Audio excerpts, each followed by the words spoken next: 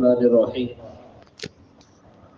حضور پاک صلی اللہ علیہ وسلم کو پتہ چلا ایک صاحب مسلمان ہونے کے لیے آ رہے ہیں۔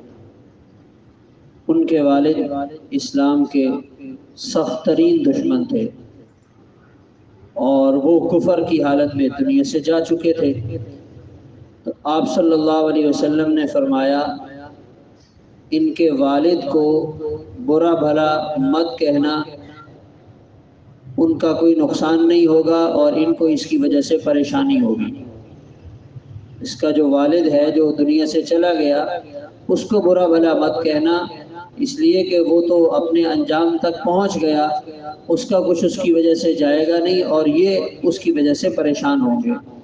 اور اسی طرح کی بات آپ صلی اللہ علیہ وسلم نے ایک عام اصول کے انداز میں بھی بتلائی کہ مردوں کو برا بھلا مت کہا کرو، اس لیے کہ وہ اپنے انجام تک پہنچ چکے ہیں۔ تو ہمیں اپنی زبان کو مرحومین کے لیے نامناسب انداز میں استعمال کرنے سے احتیاط کرنی چاہیے۔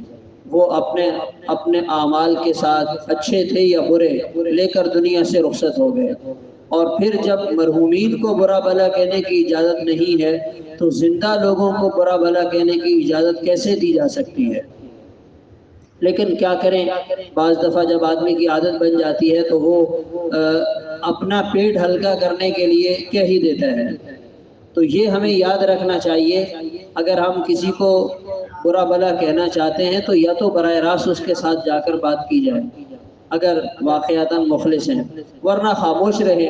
اور اگر ہم نے اپنا پیٹ ہلکا کر لیا اس کا دوسرا نقصان یہ ہوگا کہ ہمارا اعمال نامہ بھی ہلکا ہو جائے گا، اس لیے کہ یہاں ایک طرف کسی کی برائی ہوئی تو فرشتے نے اسی حساب سے اعمال نامے سے نیکیوں کو بھی کاٹ دیا اور معاملہ برابر ہو گیا۔